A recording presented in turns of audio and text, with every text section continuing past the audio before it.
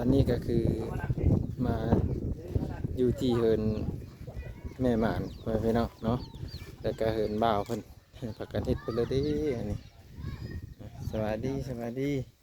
สบายดีเฮ็ดเพิ่นเลยอันนี้ฮะเอาผ้าโอ้เฮ็ดหนังผ้าสวัสดีบ่าวสบายดีเออเพิ่นกินข้าวแล้วบ่โดยหากินแล้วยังมียังอ๋อแม่เพิ่นยังบ่ทันกินเนาะกำลังอันแกงเฮ็ดบ่โอ้เพิ่นกำลังสิแกงเฮ็ดเฮ็ดหนังผ้าเพิ่นพี่น้องเพิ่นสิแกงเฮ็ดเดี๋ยวเพิ่นดังไผบ่นี้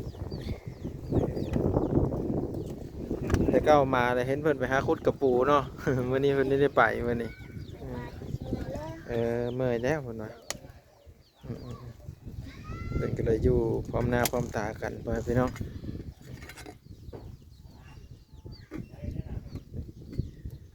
เฮ็ดหนังผ้าซื้อเขาบ่ซื้อโอ้ เนี่ยอยากกินแม่หมานได้กินเพิ่นก็ต้องได้กินนะเนาะ คัดไปได้ตัวนี้ซื้อเขาเท่าเลยนี่เฮ็ดหนังผ้านี่ซื้อกูขายปีนี้โอ้ซื้อเท่าเลยทงเท่าได้ก็เพิ่นขายฮะ10,000ทง10,000เบิดพี่น้องอยู่กัน2คนเนาะโอ้มื้อนี้ไม่ได้ไปหาขี้สีว่าเจ้าก็ได้ว่าได้ไปโอ้เพิ่นนี่จะไปเนาะมื้อนั้นเห็นเพิ่นย่างไปเมืองสดไปซื้อเพิ่นก็ซื้อหม้อไผ่บ่โอ้ได้แล้วหม้อไผ่ก็ได้โอ้พอได้เยิงกลางค่ำกลางคืนเนาะเพิ่นเอาไปซากไว้พี่น้องพอได้ใช้กลางค่ำกลางคืนกระสั้นกระมืดเล่นแม่นบ่โอ้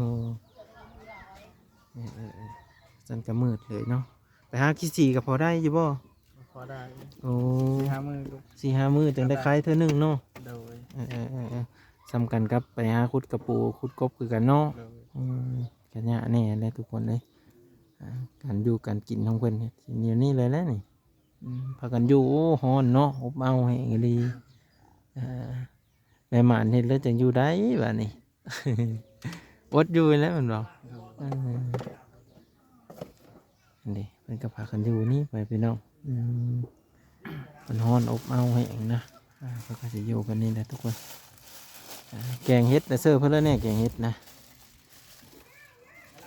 เสื้อพักเสื้อนี่นี่บอกโอ้อันนี้มันอุปกรณ์ที่เพิ่นเตรียมไว้เพื่อจะไปแกงเหมือนพี่น้องก็ต้องใส่ข้าวเบื่อนี่ใส่พักนี่นี่อันนี้ก็บ่ฮู้จักดอกว่าแกงเป็นจังไดนะพ่อพี่น้อง แต่ว่าเพิ่นกำลังสิเฮ็ดอาหารเนาะเฮ็ดอาหารเพลนกลางคืนได้มีหนาวบ่โทรบ่เมื่อคืนนี่ ลมพัดมาบัดได้นี่ก็ปุ๊บปั๊บปุ๊บปั๊บแล้วนี่เนาะโอ้ดีดีบ่พี่น้องนี่ปุ๊บปั๊บปุ๊บปั๊บอย่างไรตาพุ่นกับหาดเลยกองป้องเลยเนี่ย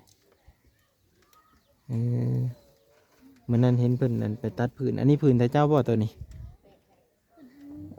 อันนี้พื้นน้องเพิ่นตัดมาไว้เด้อตัวนี้เด้อนี่เพิ่นก็สิอยู่กันแบบนี้แหละเนาะยังไม่ทันได้กินข้าวเนาะ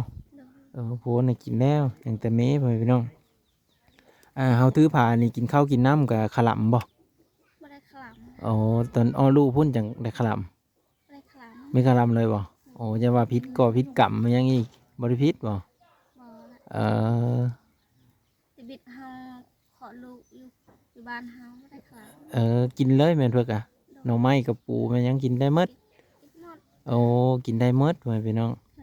อยู่ปีจอยแล้วปีขลำบ่อยู่พี่แต่เขาอยากกินห้ามและยันมันเป็นยันพิษเนาะ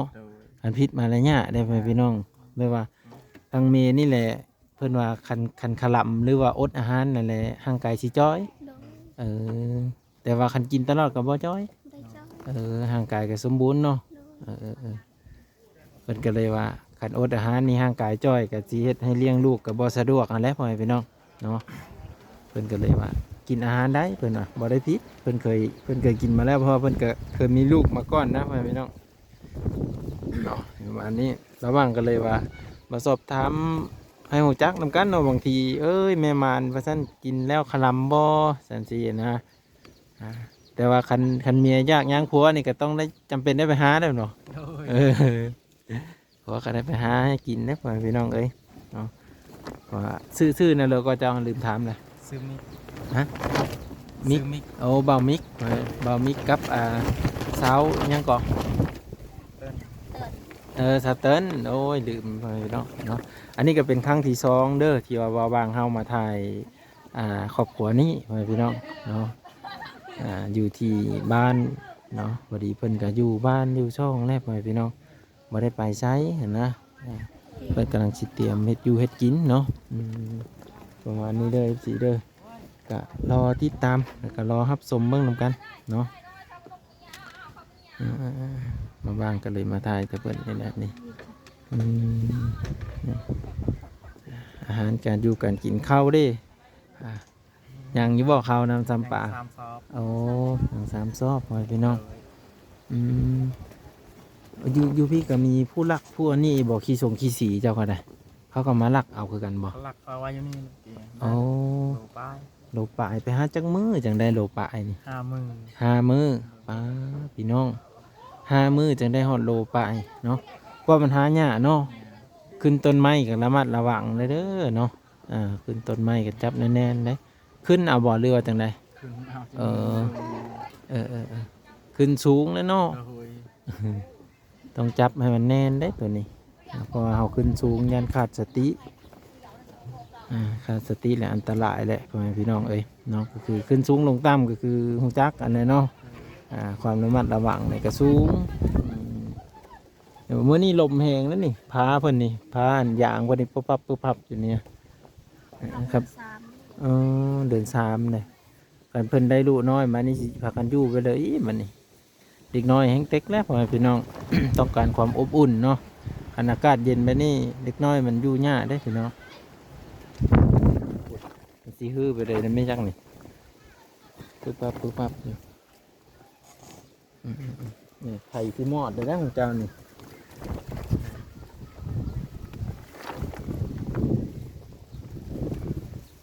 แม่นอยู่ว่าอะไรเกิบเฮามันเกิบเฮาคือกันแท้อย่าลงเกิบไม่จักเด่นอย่าลงตีเนาะตีนเฮาก็สิเยอะอยู่ทุกคนเพิ่นดังไผแกงเห็ดเนาะแกงเห็ดอยู่ก่อนนี่แหละน้องเติ้ลเพิ่นกะตีดินี่ก็สิดังแบบนี้เลยเนาะเพราะว่าคันมีครั้งนี่ก็น่าจะลมพัดรูดมาตลอดอยู่ลมก็แห้งเพื่อนพี่น้องพุ่นอยู่ไปนี่นะเบิ่งเด้อหลบมาแห้งๆนี่พุ่นเห็นบ่ปึ๊บพับดิ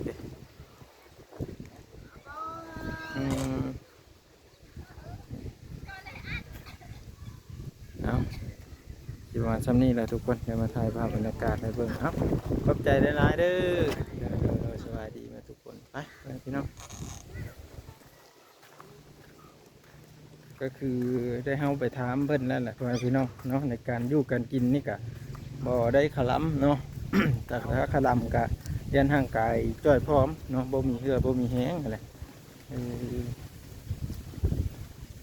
ไปทุกคนอันนี้กะเฮาก็สิได้เดินทางไปบ้านของน้องพัดเนาะว่าน้องเนาะกำลังสิได้เดินทางนะพี่น้องก็เฮาไปสอบถามเพิ่นกินนึงนี่น้องเติ้ลว่ายันแม่หมานอะไรยันแบบเขาขลำห้องหานนะเอาส่วนมันไม่ได้ขลำนะครับยันแบบเป็นคืนทั้งร้อยเห็นเงินจ้อยแหงคนพี่น้องจ้อยจนว่าดื้อคนไม่ได้คนเลยเนาะจ้อยแบบไม่มีเลิศไม่มีอย่างเลยยานี่เพิ่นบ่ได้ขลำไม่ได้ขลำอันนี้กินได้เลยเพิ่นเคยได้ลูกมาแล้วเพิ่นว่าแล้วเพิ่นกินได้หมดแต่บ่ได้พิษกรรมนั่นแหละปกติอยู่เพิ่นว่าพี่น้องเมื่อนี้ก็มากับเบานงคือเก่าเลยพี่น้องรอติดตามเบิ่งเนาะเดี๋ยวเราจะไปบ้านสลิปลากล้วยในFCเนาะไปวิดีโอหน้าพอกันใหม่เด้อ FC เด้อขอบคุณที่รับชมและติดตามวิดีโอตลอดมาเด้อพี่น้องเด้อเป็นกำลังใจให้เบานงแล้วก็เบาบ้างแน่เนาะทั้ง2 คนนะโอกาสดีว่างๆก็ได้เดินทางร่วมกันไปนี่แหละทุกคนเนาะเอาขอบคุณเบิดทุกคนไปพี่น้องไปแล้ว